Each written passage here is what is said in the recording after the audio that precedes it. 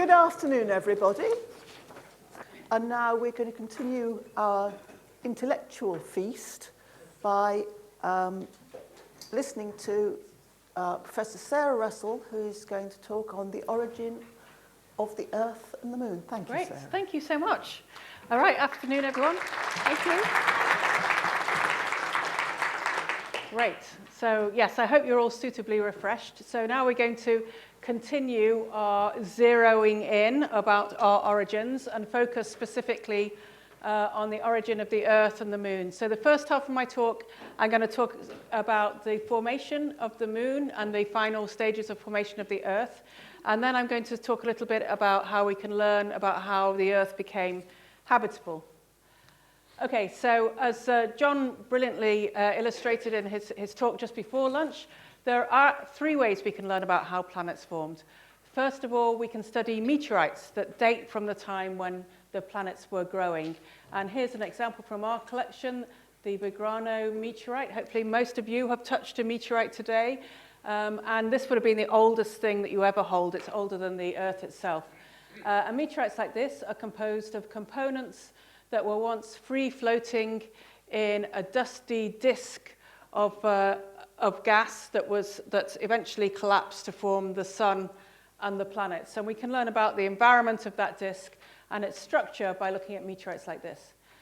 We can observe planets forming around other stars, and we can also do computer simulations of planet formation. I've got a couple of examples of both of those.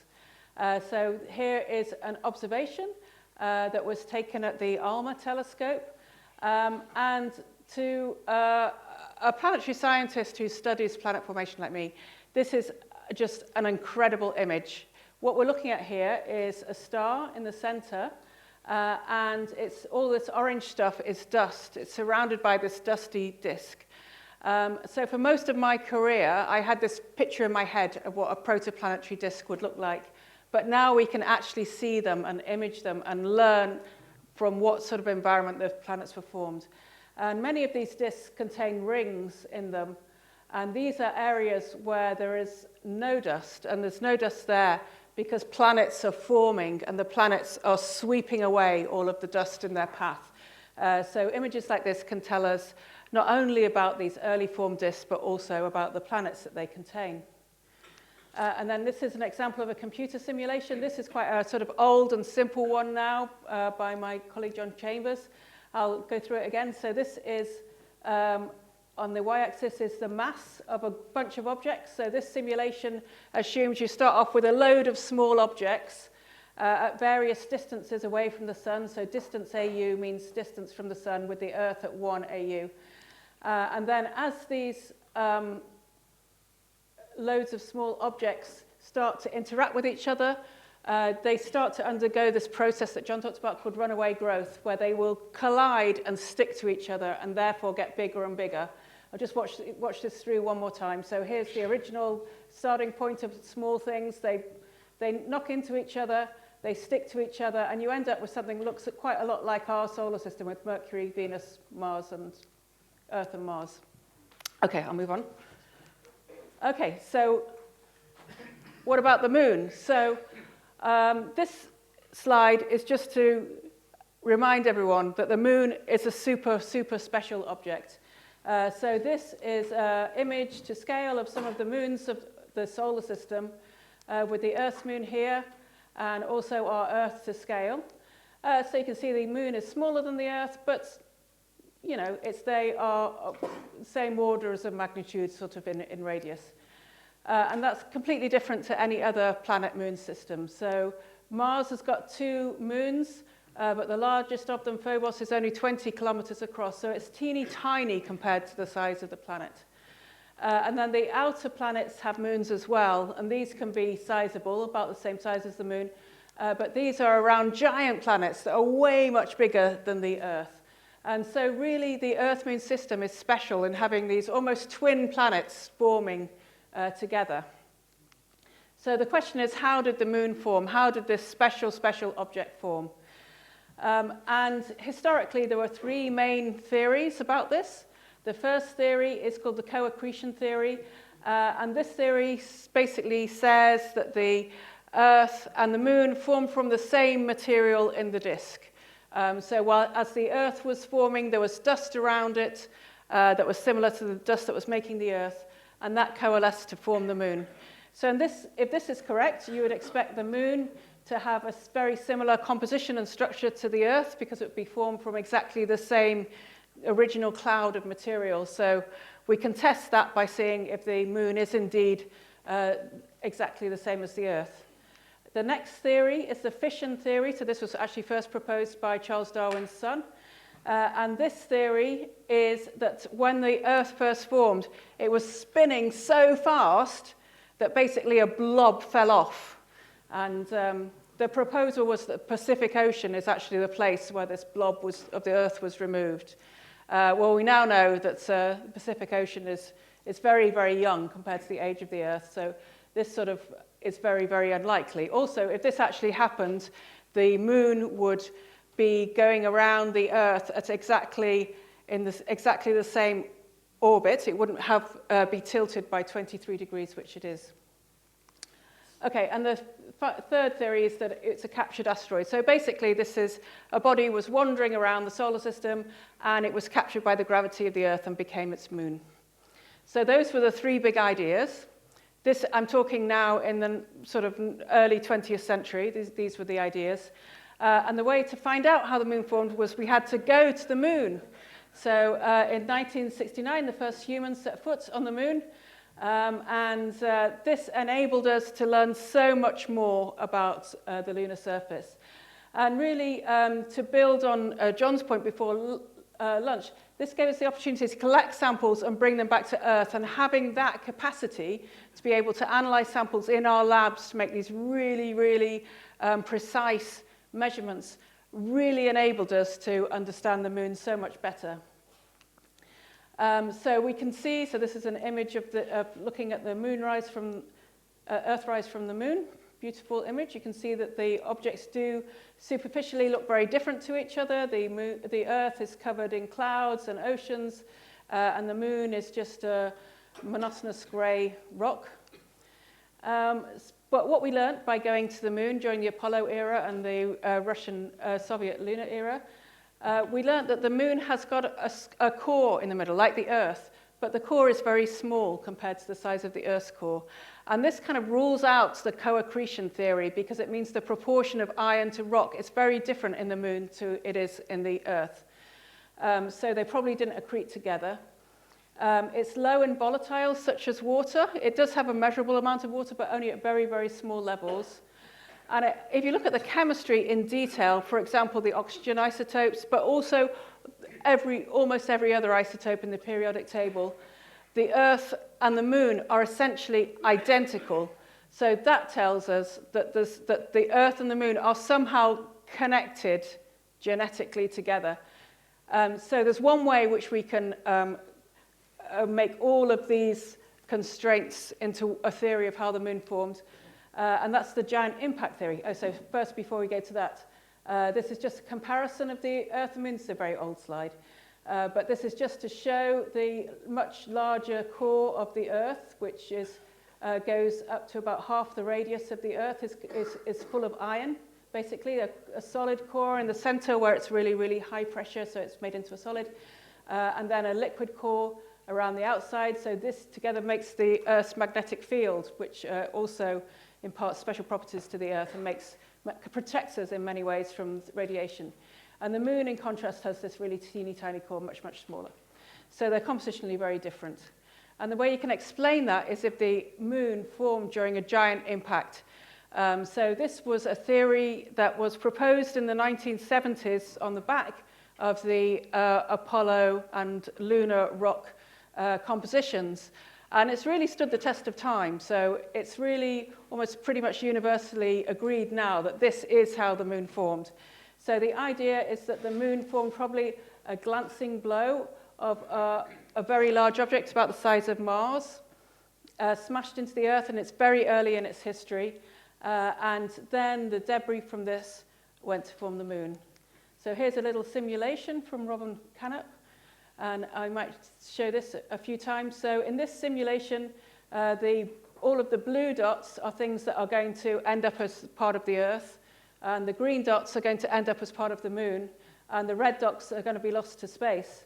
So the red dots are mostly things that are very volatile. Things like water and stuff will be kind of removed during this process. They won't survive. So firstly, this arm comes out, this impact arm, and you can see that what eventually becomes the Moon, part of it is in the impactor, which is called Theia, the planet that's now lost, and part of it is the Earth. And this process would have completely melted the whole outer surface of the Earth. You can see that the whole of the surface of the Earth is completely disrupted by this. It would have melted. This would have, if anything was alive then, which it wouldn't have been, it would have been instantly obliterated by this very dramatic event, which also happened very quickly. So the Moon was probably formed within a few years of this giant impact, incredibly fast. So this is a time scale of the formation of the Earth. So often people say, well, you know, how old is the Earth? And it's very hard to give a definite date as to when the Earth was done forming, because the Earth formed by this process of runaway collisions. So it formed when, this is just basically just a cartoon, but the principle is that lots of things smashed into the proto-Earth, and so it grew in this stepwise way. Every time a new collision smashed into it, it got a little bit bigger and a little bit bigger and a little bit bigger. Then as time went on, as the solar system became more mature, the objects in the solar system were bigger, which means that the step size here becomes bigger because there are bigger things to collide with the Earth. And then finally, possibly around 45 million years after the beginning of the solar system, we had this final huge event of Theia hitting into the Earth and forming the Moon. So you could say that the Earth formed here at the Moon forming event, or you could say that it formed when it was half grown, which is at 15.5 million years, around here. But also the Earth is still growing today, so we're still getting meteorites that are landing on the Earth today. So the solar system has calmed down a little. It was crazy and wild in its early days, and there were many, many more collisions than there are today. But these collisions are still going on and exchanging material around the solar system. Okay, so another way we can learn about lunar rocks, as well as the rocks collected from the Moon, are by lunar meteorites. So the inventory of lunar stuff that we have on Earth to study include the Apollo collection, which is about 382 kilograms, like loads of stuff, and the Soviet lunar missions, which collected under a kilogram of material. More recently, Chang'e 5, the Chinese mission, collected about 2 kilograms. So that's all the stuff that was collected by space missions. But we have more than that combined in the form of lunar meteorites on Earth. And these were really only recognized after the Apollo missions came back. But the advantage of lunar meteorites is that they come from the whole surface of the Moon, so they can give us an idea of what the surface composition of the Moon is like. So we think that the Moon started forming 4.5 billion years ago, and in this dramatic event, it would have been almost completely molten. And so this is called the global magma ocean, which would then start to cool. So the cooling probably took maybe 100 million years. It took quite a long time. And this is what happened as it started to cool. So the denser minerals, which are shown here in green, so these are minerals called olivine and pyroxene. These are dark in color, sank down because they were denser. These were the first minerals to crystallize. And then once a lot of olivine and pyroxene had sunk down to the core, another mineral started to crystallize called anorthite. And anorthite is quite light, so it floated up to the top, and it made a crust on the Moon of this white mineral. So that's why when you look up to the Moon at night, you can see it looks white with some dark splodges on it. So the dark splodges formed later by impact-induced volcanism. And then the last liquid to crystallize, which is full of all sorts of kind of weird elements, was just underneath the anorthositic crust.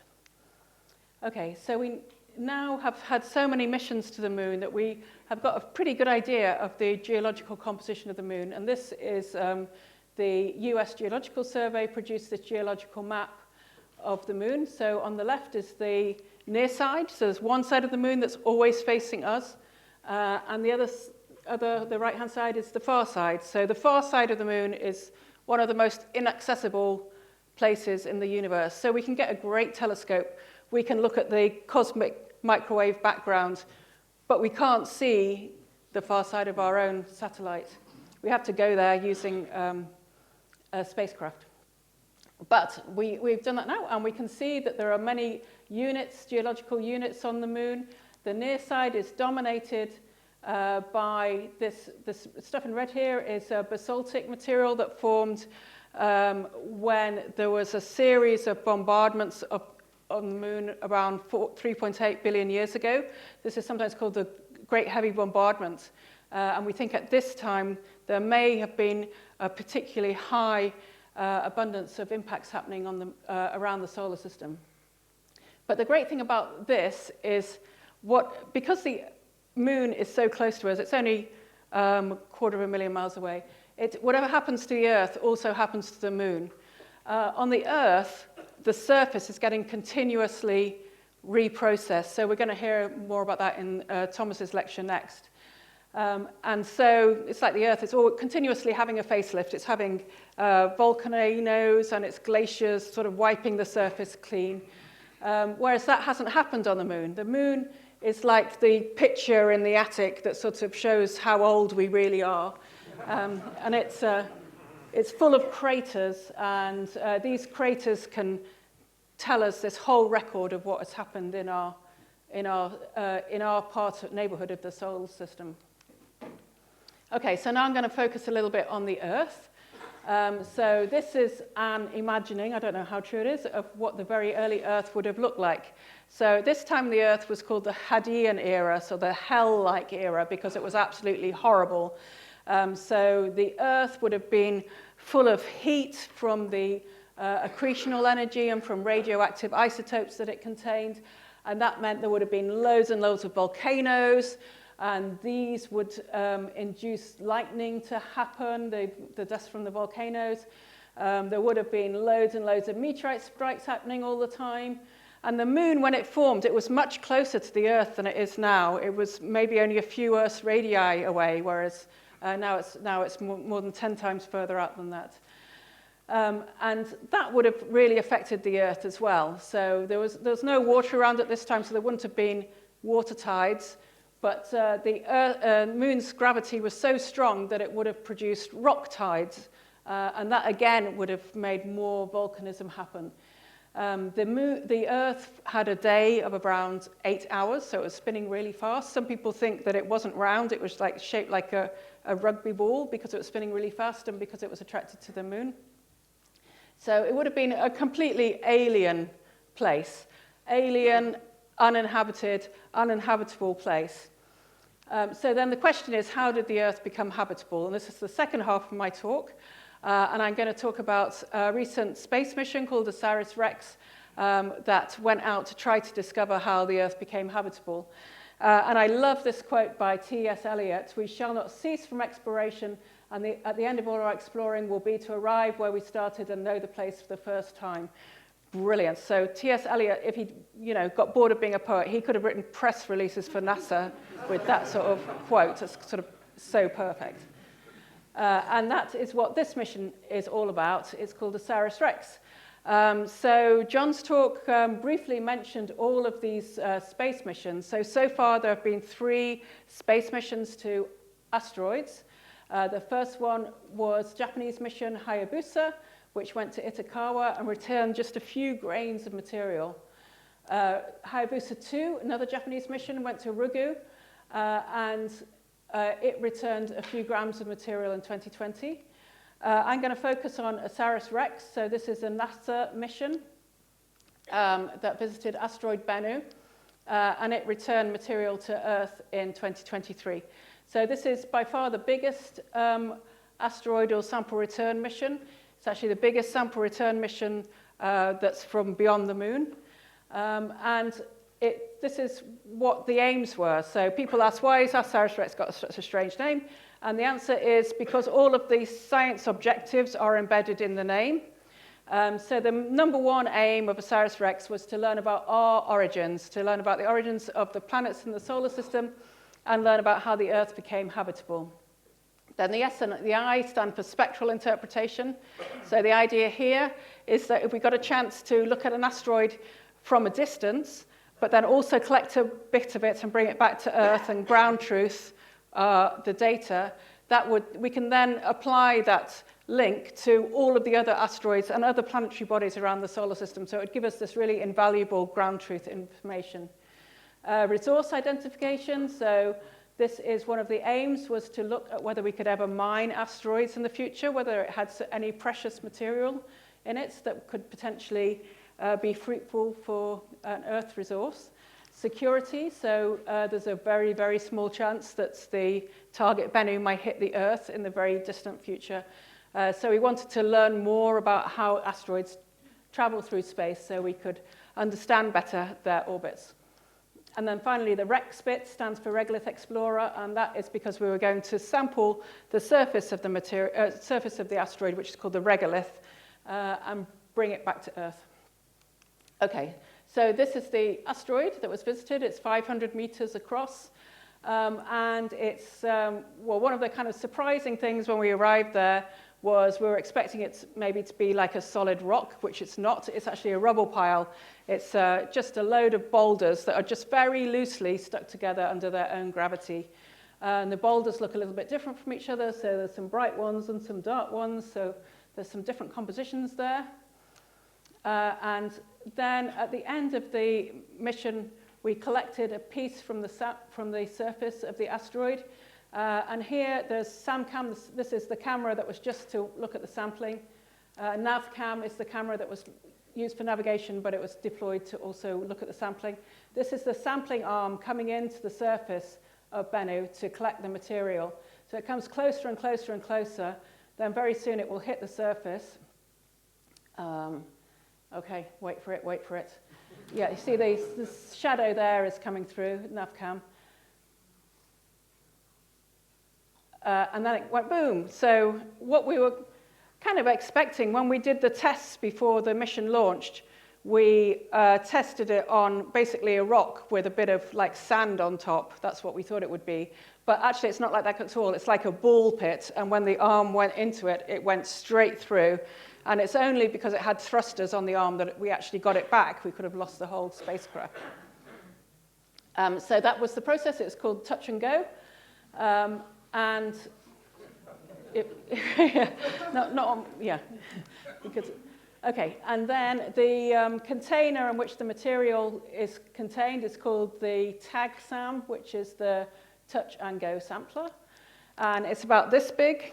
And after it had come off the asteroid, so the SamCam, the camera that was in charge of looking at the sample, was watching it and saw that there were grains that were actually coming out of the sampler. So this was not supposed to happen. So the TAG-SAM here, this is all made of metal, but it has a mylar flap, so this is like a rubbery flap. And the idea was that the sample would go, that this can get pushed down and the sample can go inside. But some of the rocks got stuck in the mylar flap, which kept it open, which meant that little bits could come out. So the PI of the mission, Dante Loretto, was saying, oh, each one of those grains was somebody's PhD thesis floating away. But so we were kind of worried about how much had been lost, but we hoped that some would be left. So then the spacecraft, the OSIRIS-REx spacecraft, came back to Earth. It went to the top of the atmosphere and dropped off the sample collector. There it is. OSIRIS-REx has now beetled off. All the instruments on OSIRIS-REx are still working, so they've gone off to look at other asteroids. But it dropped this off at the top of the atmosphere, and then thankfully it returned back to Earth safely. The parachute opened, so there have been 3 NASA missions that have used this technology of using a parachute and bringing the sample back to Earth. So they are Genesis, stardust and this one. And of those, one failed, Genesis. The parachute did not open, and the sampler crashed into the Utah desert. So everyone was very, very nervous about whether this one would work, because the mechanism was exactly the same for this one, but it was all fine. There it is landed, and then it was taken straight to the Johnson Space Center. So it's kept inside a nitrogen atmosphere, so the sample return capture was opened up like a oyster or clam, something, inside to reveal the tag SAM, which is here. So this is the thing that was leaking stuff in space. And it is being kept very carefully curated at the Johnson Space Center. This is what it looked like.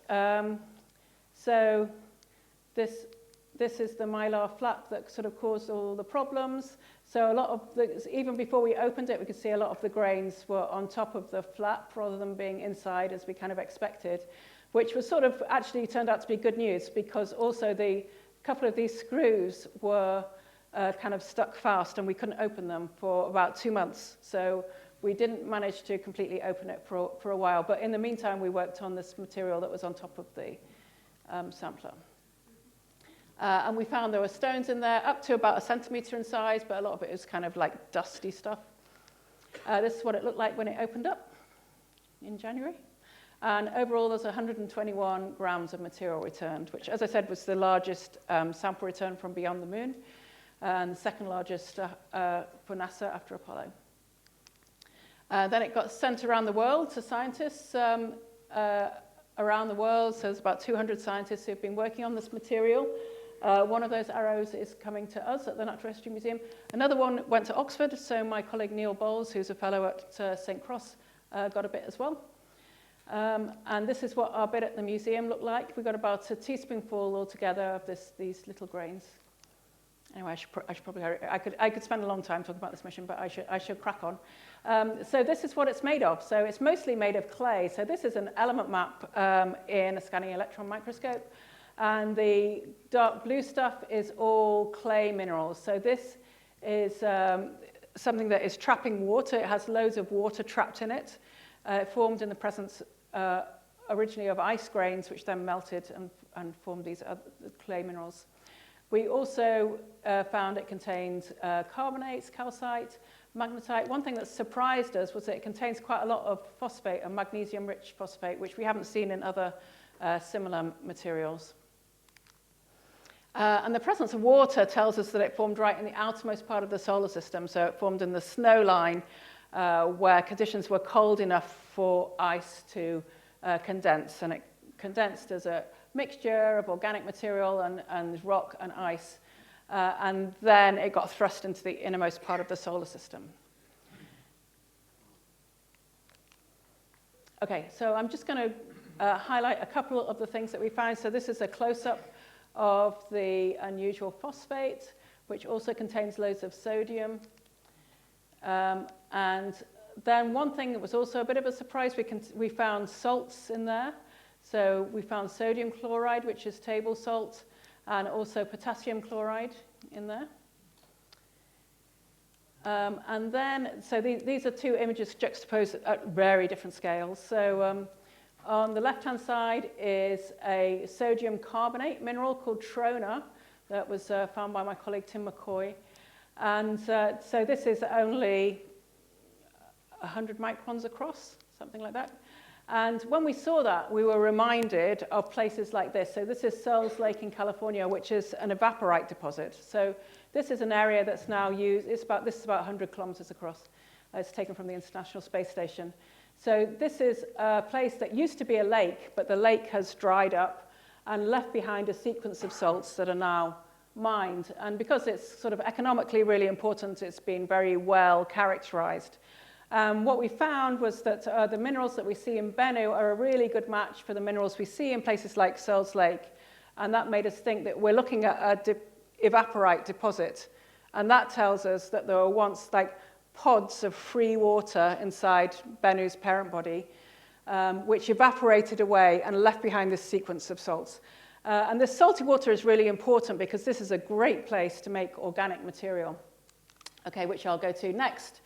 So while we were busy looking at the minerals, our organic colleagues were making what they call asteroid tea. So what they do is they put bits of asteroid in hot water, and then the water turns brown, and they analyze the brown stuff for organics. They see what organic material is in there.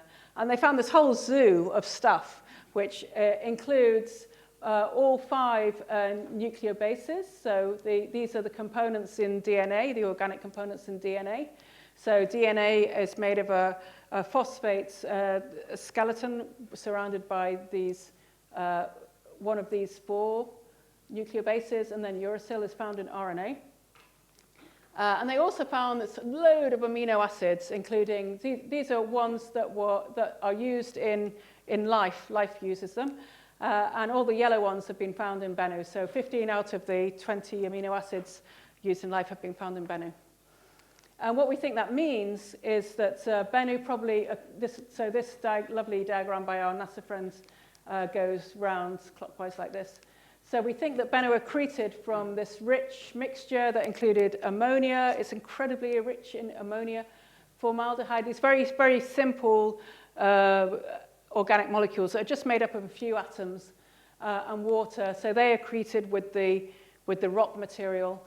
And then it heated up and melted and formed the evaporites, formed the sodium phosphate, sodium chloride, and the clay material as well.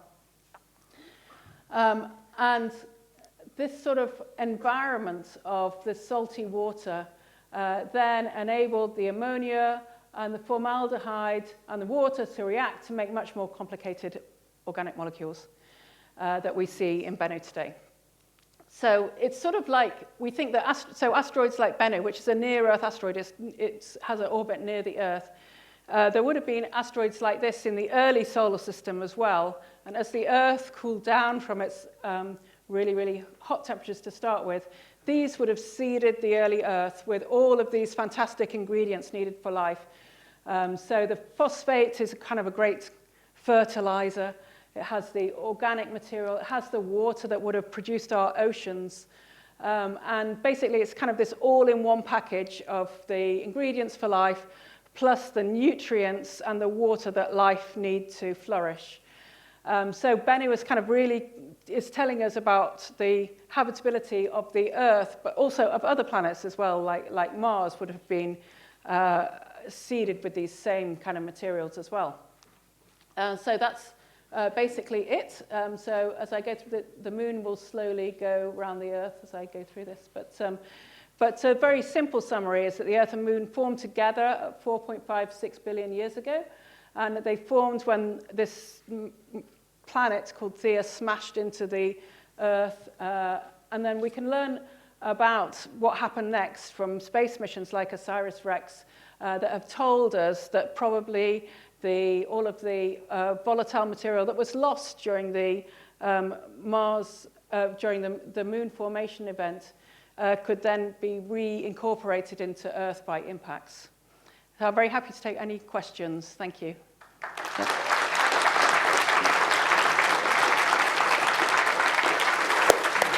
Thank you very much. That was fascinating and very clear. Thank you. I'm sure we've got lots of questions. Right, at the back there. Start off at the back and we'll work forward, I think. Perhaps not. Go back. Thank you. Probably a simple one. But you talked about the Earth, the Moon being a lot closer to the Earth in the past and moving out. Is it still moving away? Will it escape the Earth? Yes, it is still moving away. Yeah, that is a great question. And we can actually measure that now because the Apollo mission put some instruments on the moon that we can use. We can get a laser to go to the moon that fire beams to the moon and back, and we can actually measure it moving away. So it is slowly moving away. But it's sort of good news, bad news, is that it's moving away so slowly that the Earth will be engulfed by a fiery sun at the end of the sun's life before we need to worry about losing the moon. A question there in the middle.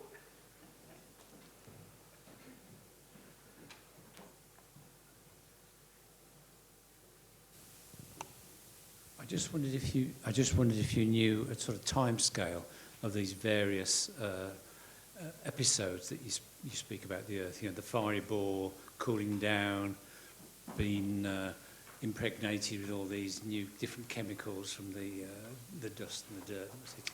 I just wondered if you've got an idea of that. Yeah, so I can talk about, well, the cooling down of the moon is actually understood better because it has a clearer geological record for the reasons I was saying. The Earth is still geologically active and loads of stuff is happening to the Earth, so we can't, it's very hard, excuse me, for us to peer back into the Earth's history. But we can have a look at what's going on in the moon. And on the moon, we can date the formation of the moon, which means actually the formation of the moon's core, which happened almost immediately when the moon formed. That's using a process called hafnium-tungsten dating. So tungsten went into the core and the hafnium went into the rocky part. And by looking at the radioactive hafnium, we can look at when that happened. That happened very early, about 50 million years after the beginning of the solar system. So that is probably when this giant impact happened. I mean, in planetary science terms, that's pretty early on. But for a long time, there was a controversy because the oldest rocks on the moon are actually much younger than that. They're about 100 million years younger than that. And so there was an old moon, new moon argument, but I think that's been resolved now by if the moon actually cooled down much slower than we thought. So it took 100 million years to cool down. So yeah, during the Hadean Earth, at the beginning, there would have been a hot moon. It may have even been glowing. And then the seeding is very hard to put a time on that, but it would have been a continual process. So we still get, for example, we got the Winchcombe meteorite, which fell to Earth in 2021, which is also full of water and organic materials. So it's, you know, these things are arriving today. They would have been arriving in much greater abundance in 4.5 billion years ago. But that's a continual process. One at the front here.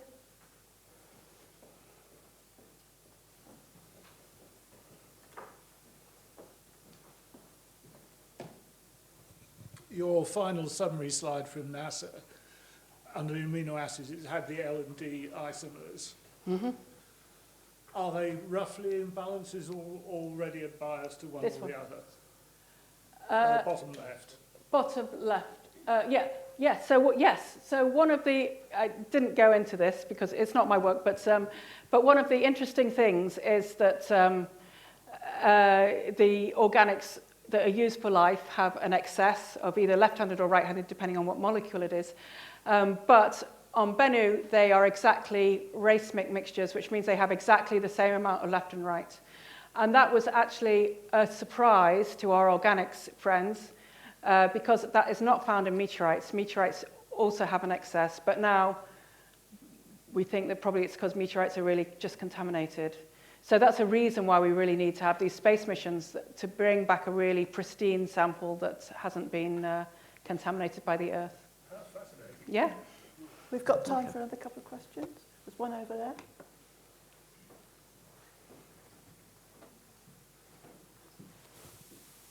Could you explain how impact-induced volcanism works? I think you said it happened on the moon, and I didn't know that the moon had volcanism. Yes, yeah, absolutely. So this is mostly, for example, to explain the big splodges that we can see on the near side of the moon. So we think these formed by really big impacts, probably between 3.8 and 4 billion years. We know that because we've got samples that were brought back by the Apollo missions from those areas.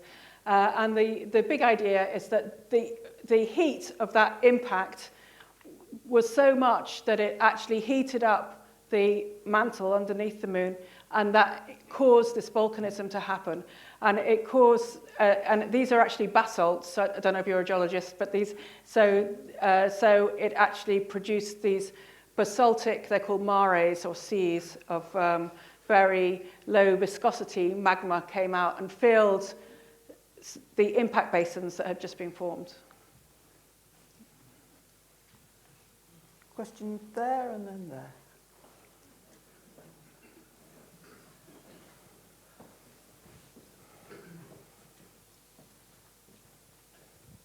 Thank you. Could you just clarify where organosynthesis took place? Was it in the dust? Was it on asteroids? Or was it in protoplanets and planetoids, of which Bennu was then an ejaculate or a product? the organic synthesis. So this organic synthesis, the production of the complex soluble organics like the amino acids and the nucleobases, we think happened on proto-Bennu. So current Bennu is a rubble pile, so it's been disrupted. But when Bennu first formed, probably in the outer solar system, it was probably in a much bigger body, maybe 100 kilometers across. And this is the place where we produce these pods of briny fluid, and we think it's in these pods that the organic material formed. So the assumption is that in the protoplanetary disk, you would have had like just very simple, either very simple things like the formaldehyde, or super complicated, these tarry PAHs. They were present in interstellar space. We can observe those. But you don't have these sort of in-between organics that are really critical for life. And the lady just behind, and then one in the centre.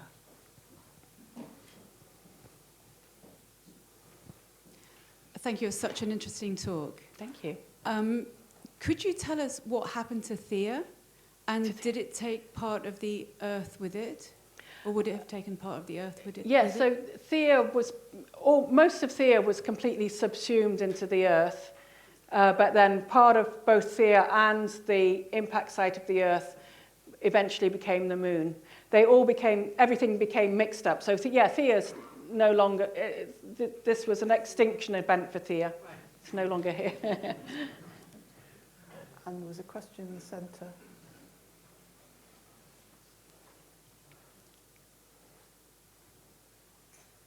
Well, there was one at the back, centre back, and one at the centre front.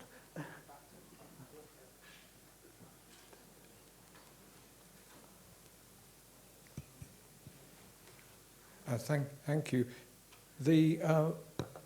What is it understood why most of the basaltic maria are on the near side? Oh. And was when that bombardment happened, was the moon already tidally locked? So it was the near side.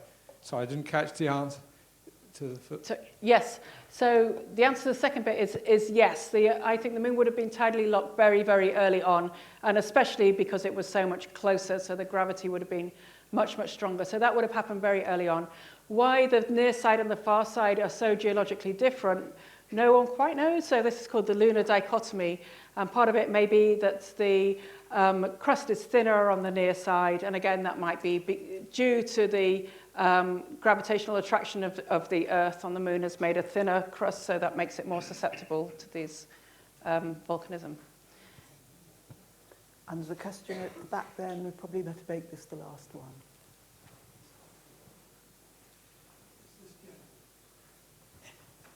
Thank you.